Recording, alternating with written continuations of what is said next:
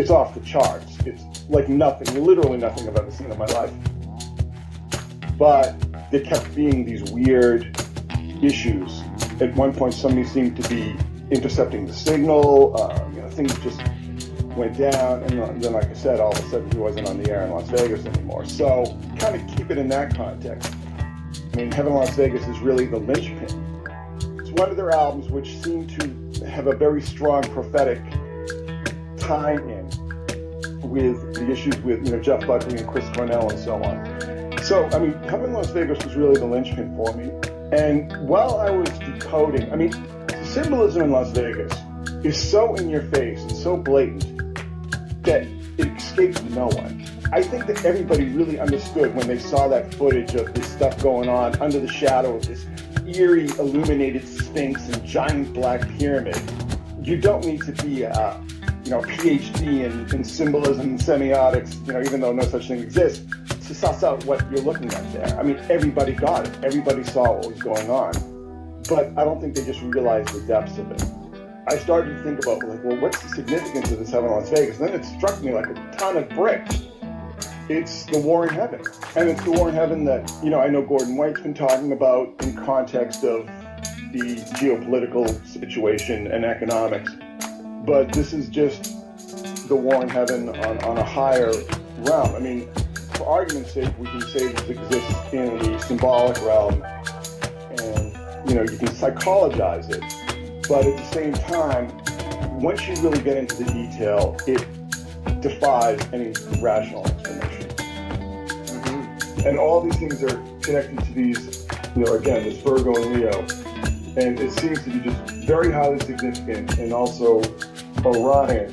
But there's also this weird conjunction where, I mean, I don't understand it. I'm not well versed in this lore as much as many people are, and I don't really understand the significance of it. But there's also the issue of Vega, which is in the constellation of Lyra, and Lyra is Orpheus's harp, which was given to him by Apollo, so there's a connection to Apollo. But that somehow Vega has some sort of connection to Sirius, and I guess it's because they're on opposite ends of the celestial globe there, and also, it's the summer triangle and the winter triangle and so on and so forth. So there is this very high initiative star magic. So all the people who sat through me sort of ranting and raving about this whole situation with Elizabeth Fraser and Jeff Buckley and sort of go, well, yeah, I mean, that's interesting, but what's the significance of it? Well, I'll tell you exactly what the significance of it is. It's somehow connected in ways that I can't explain and don't understand to this very highly charged expectation that somehow has to do with Leo, Boötes, Hydra or Draco, take the pick, and Leo, just the way these constellations seem to be the focus of so much attention going back millennia. The fact that we see this in the book of Revelation, in a chapter which you can spell out, soup to nuts, is a voyage to the constellations. There's some esoteric secret society, deep occult meaning to all this that we have yet to parse. But I think soon enough we'll understand it. But just the fact that it's all connecting to this, what was the biggest movie of 2017, this highly loaded, highly ritualistic year, is that synchronicity? Is that coincidence? Is that happenstance? Absolutely not. I'm not exactly sure how the pieces fit together.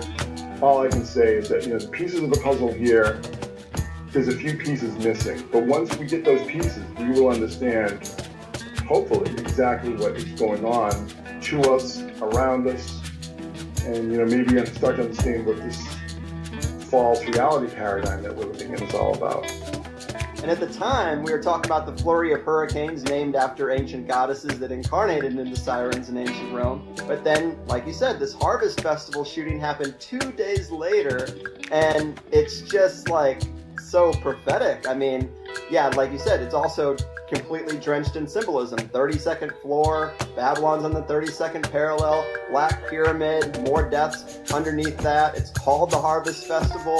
It has the winged sun disk invoking on the logo of it. Paddock shoots a bunch of people that are corralled into a fenced area. It's just what the hell? Jason Aldean's black sun tattoo. Yeah, and his, the flaming hexagons on his stage show, and in one stage show show that I had put an image on the blog. There's like a flaming black pyramid above the stage. It's interesting because, you know, you couldn't tie me to a chair to get me to listen to Jason Aldean music, but I was really like, what is going on with this? First of all, that's not his real name. His real name is Jason Williams. And the whole tie-in with Aldean, because when I heard Aldean, I was like, oh, that sounds like an Arabic name. And I believe it is an Arabic suffix. And I sort of started thinking about Aladdin and the Aladdin Casino, which was very famously imploded. In 1998, the Aladdin Casino was imploded, and it sort of gave people a very strong mental image of what a controlled demolition looks like.